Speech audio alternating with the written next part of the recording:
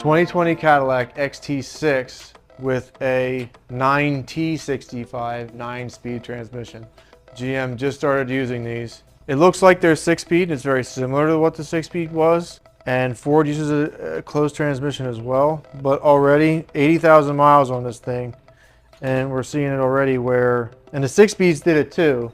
I was hoping they would fix this drum, but they haven't. So inside here, you can see all these ring lanes that I can actually catch with this pick.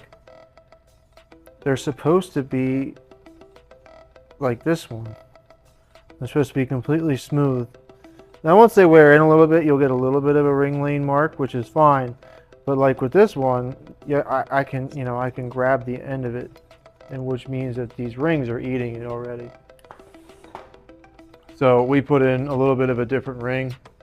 Supposed to be a little bit of a better material because this sleeve is obviously soft. So they changed the ring a little bit. It's kind of a bummer.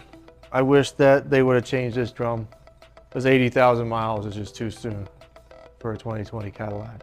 Gonna put a fresh GM drum, fresh new rings, get them going down the road again.